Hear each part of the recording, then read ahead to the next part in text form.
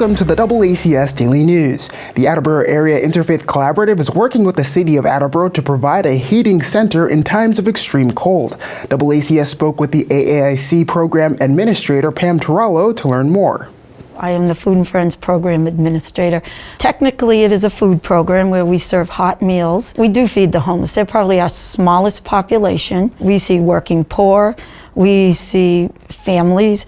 We have a lot of seniors that come through, people with mental and physical disabilities. So just, being able to get that hot meal opens up, if they have money, that they can go and pick up their medicines or maybe put it towards their bills, whatever other needs they have. We don't have any requirements for people to come to the kitchens. We do not ask where they're from. We do not ask, for income requirements. It's just if you're hungry, you come through. Everybody is welcome. But we go far beyond that. It is not just feeding people. We are feeding souls, I guess, as you could say. People come to us, they look for us for many different things, for blankets, for housing information, for phones, for birth certificates. We're kind of the hub, though we don't do all of that. We can direct them where they would need to go. I remember prior to COVID, we had a table at our Saturday kitchen with all these elderly people, and that was their social time. They would come, they would meet there, they would socialize, they'd have their dinner. So it goes above and beyond just food for many, many people. Alongside of that, we have worked in conjunction with the fire department, Fire Chief Scott LaChance, and the city to be able to open a warming center to get our homeless and more vulnerable people off the streets during certain times of the winter. We're allowed to open when it's 25 or below. We contact as many of our homeless as we can to be able to come in, so they do have that opportunity. We can accommodate up to 20 people, and we are located at the fire station at 1476 West Street.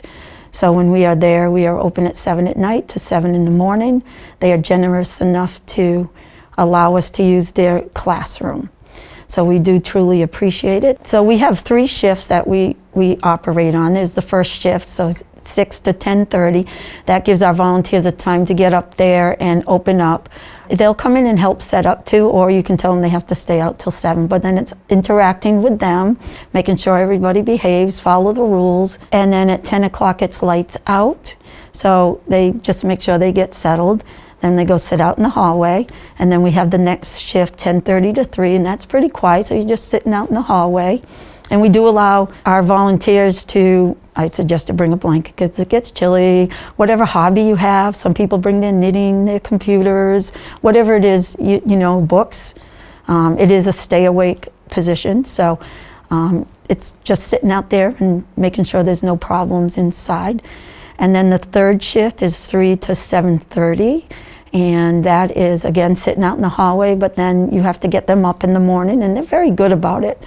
It's just getting them up, they put their cots away, and it's just cleaning up, and usually you're out of there by 7 o'clock. It's important to our homeless. They are humans, and their basic needs are not always met.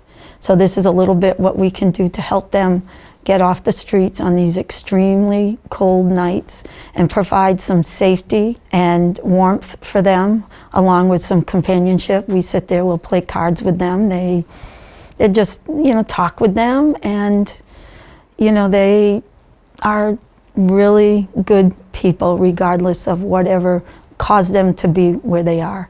I would like to also thank GATRA, because they will provide free transportation to and from the shelter during the weekdays.